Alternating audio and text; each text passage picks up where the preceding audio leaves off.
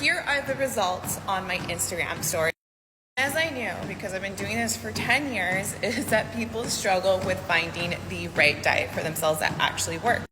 And I'm going to let you know right now it was a trick question, but I'm going to talk about this after the exercise portion. So when it comes to giving up on exercise, there's two key factors here, which is number one, in most cases, beginners start off in too high intensity of workouts, which leaves them feeling incredibly sore, and then they say, screw it, I don't want to do this because I'm in absolute pain. So don't go 0 to 100, you guys. Start building the fundamentals of simply showing up for yourself. That is something that I always tell my clients about, which is mastering the art of showing up for yourself.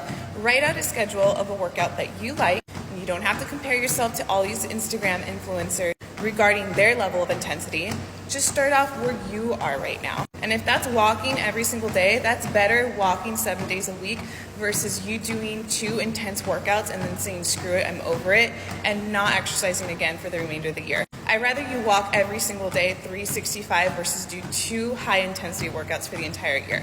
The second thing is that you need community. I'm just gonna say it, when I owned Beauty Fit Bootcamp, at which people would come in because of the environment was so much more higher. So this may be your sign to join a community in which you enjoy and you get motivated.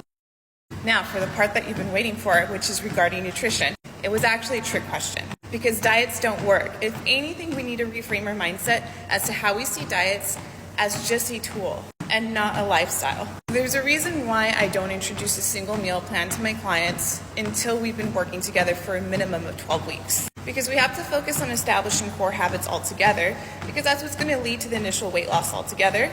And then we can recalibrate where we're at, like recalculate macros, recalculate the calorie intake, and introduce a diet to them.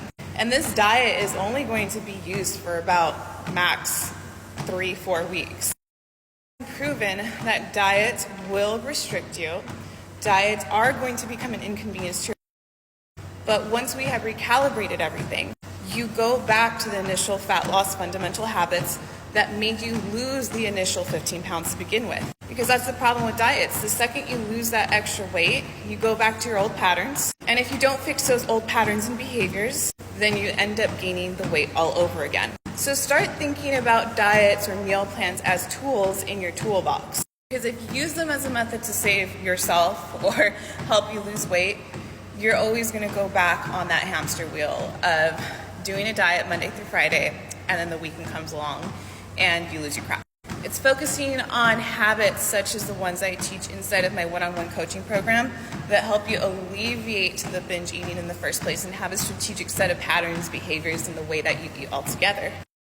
You can't rely on diets. If there's anything you learned from this video, especially here for 2024, is that there is no diet that actually works. They just work as a tool temporarily. And then you recalculate everything and just go back to the fat loss habits that made you lose weight in the first place.